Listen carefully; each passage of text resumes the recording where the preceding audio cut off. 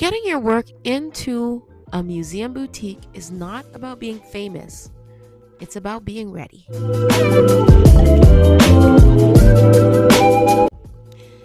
So, let's dive into this. But before we start, let's do our little grounding. Is it a grounding? This is more like an affirmation. This one says, impossible is just an opinion. Okay. I truly resonate with this one.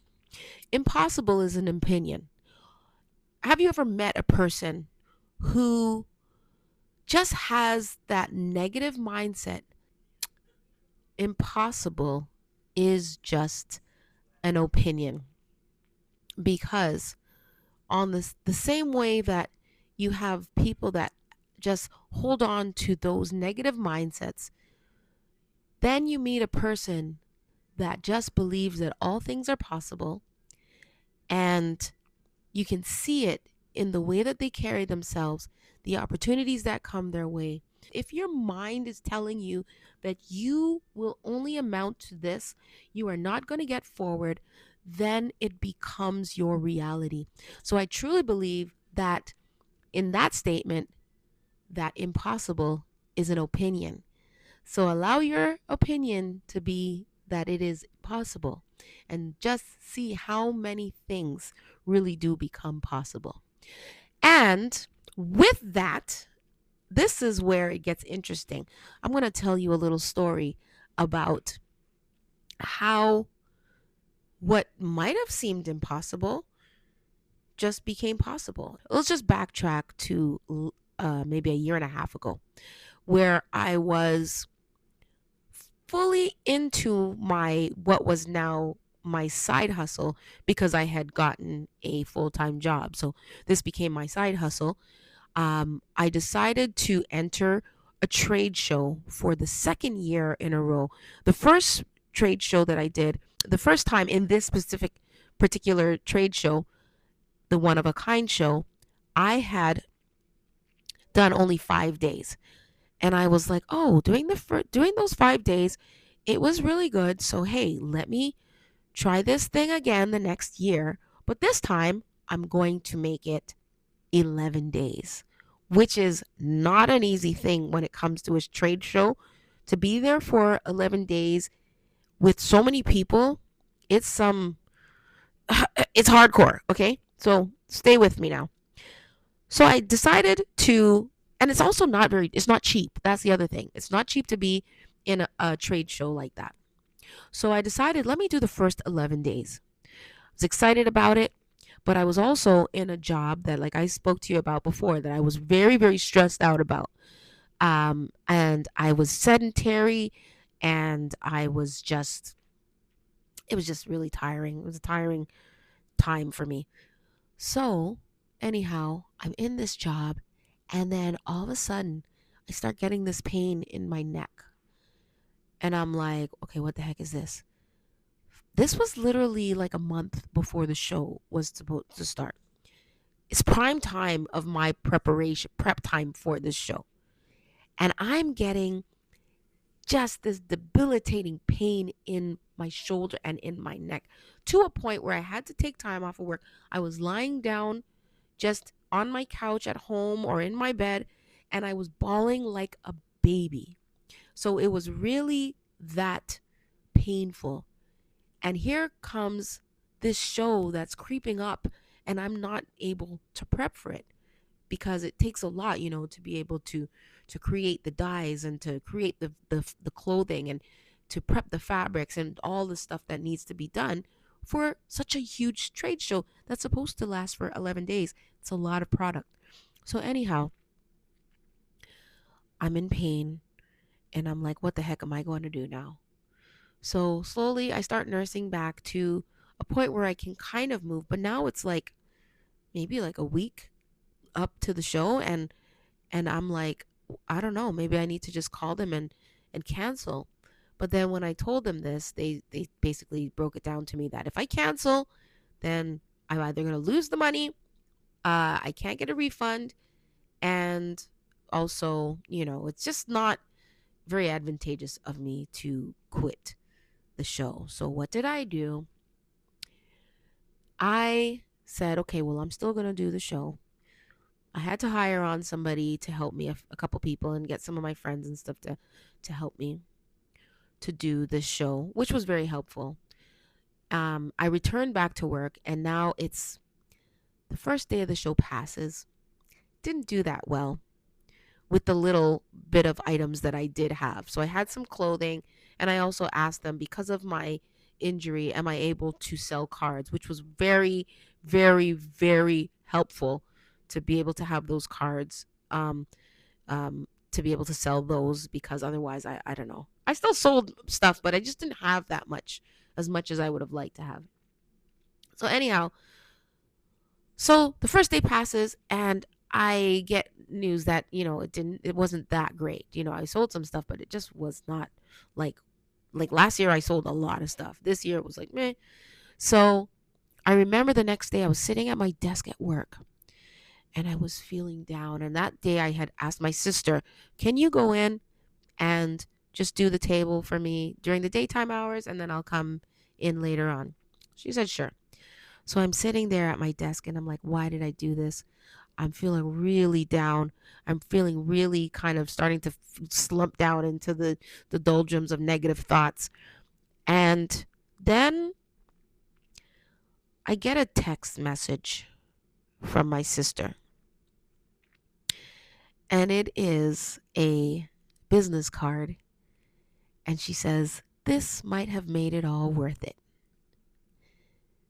And it was for the museum, the Royal Ontario Museum. So I was like, okay.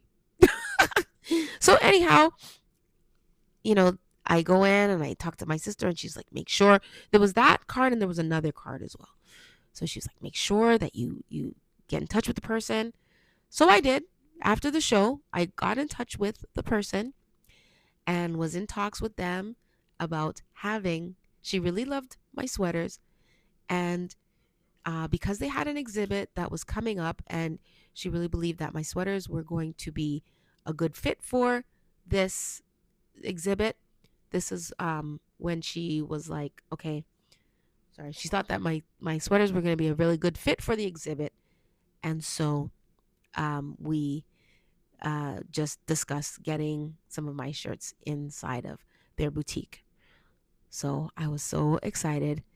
And again, it was something that I had to shut my mouth, because sometimes when the Lord is blessing you in a certain way, you can't just go out and start blabbing things. You just wait until it's time, and then you can release it.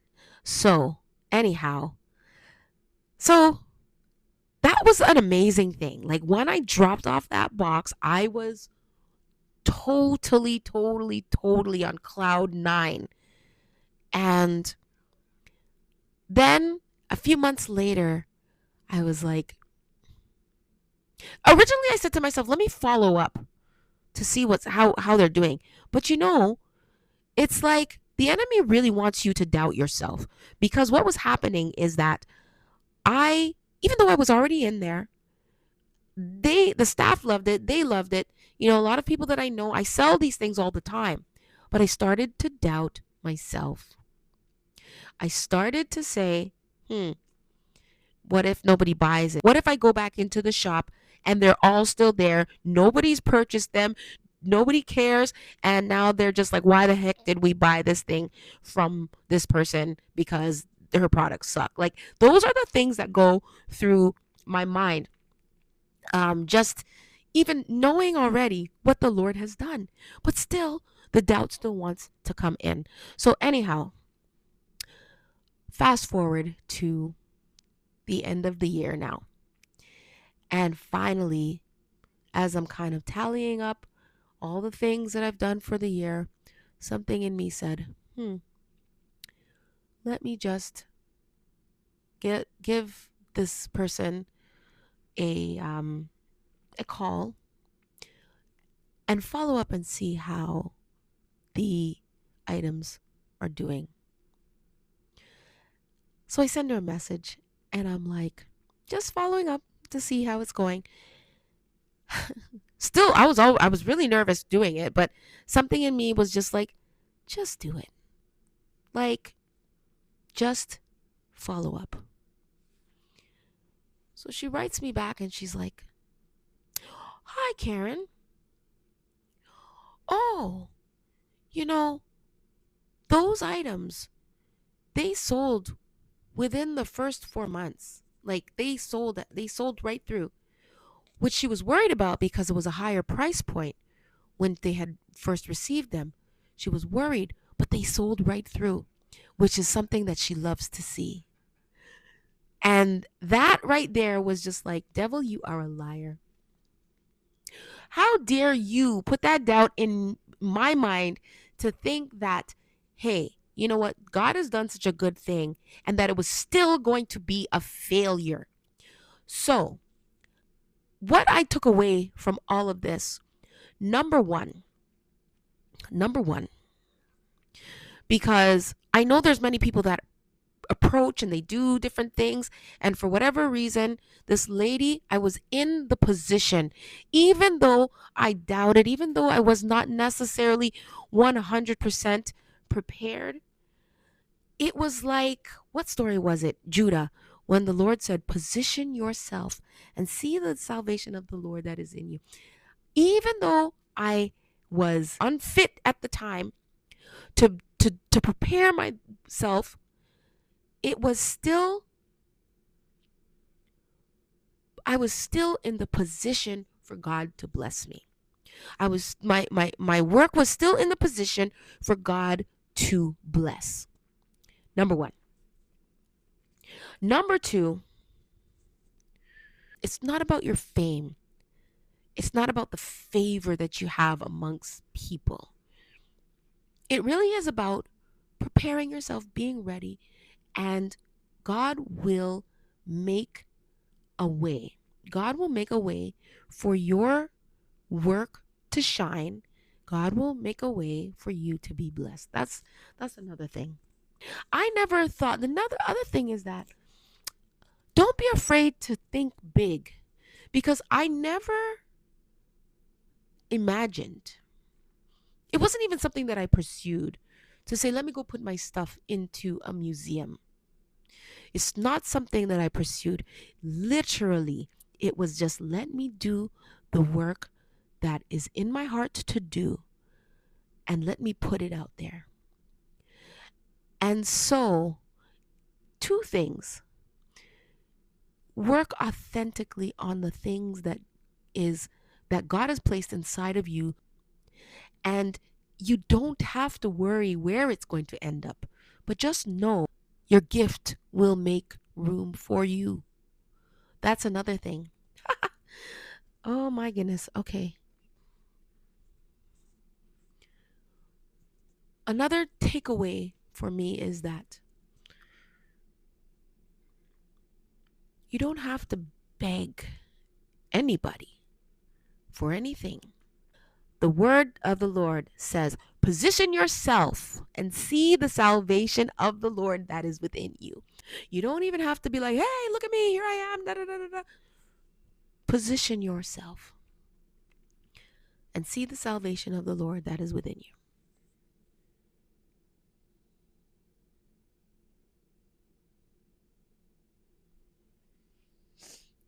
Another thing it is, and I've heard this before. I've heard this in many instances because I've worked as a performer. I've worked in fashion. I've worked in design.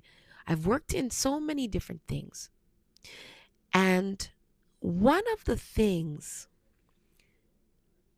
that I learned, for some people this works. For some people, yes, it's their disposition to force their way into certain rooms. But for some of us, you do not have to force your way into the room. You let the room find you. You do not have to force yourself into the room. you allow the room to find you. And to me, that is so powerful, especially many of us are introverts. I'm an introvert. I'm here talking to you like I'm not, but I am. I actually am. Don't mind the fact that I might be a performer and the fact that I might be in front of a stage of a lot of people and things like that. I'm an introvert. So many times I do not force myself in the room. The room finds me. The room will find you. Pick up yourself, yes, but what I'm saying is that oftentimes your name will go abroad. Your name will go to the people that need to hear it. And many times it's not you uttering it. It's those that see your work, that tell somebody else, that tells somebody else, that tells somebody else, and God will put it into other people's mouths what it is that you do. You don't have to force yourself into a room. The room can find you. What is another thing? One more. Okay. This one is huge. That show, like I said, was expensive. It was not cheap. One other thing that I've noticed is that you as a creative have to invest in yourself. And it's not always about the monetary return. Sometimes the opportunity cost, it's the opportunity that is the key to your success. So do not be afraid to invest in yourself. Invest into the gift that you have, that God has given to you. Invest into the talent. Multiply onto the talent. Pour into your gifts, whether it's by studying, whether it's by practicing, whether it's by rehearsing, whatever it is that is placed inside of you, continue to practice and develop and invest. If it means there's an opportunity and that opportunity costs money, how much do you believe in your work that you are going to take your money, put the money where your mouth is, and invest in your skill, in your craft? And oftentimes, you do not have to wait for the opportunity. And I'm not talking about, because I know I said before about forcing yourself into the room. This is not about forcing yourself into the room. This is about investing in yourself and multiplying. If there's no platform, create your own. If there's no opportunity, create your own opportunity. One more I would say about creating your own opportunity. It's about the work being intentional. If your work is intentional, if you move intentionally, then your work will be seen.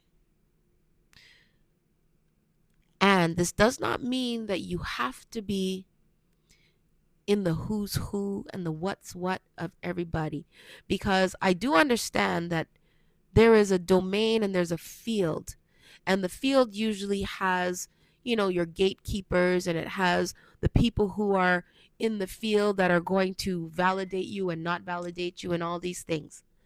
But if you move with intention and you believe in yourself, your work will be seen.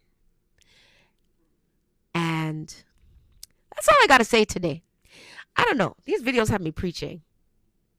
I want you to know this post is about being a professional.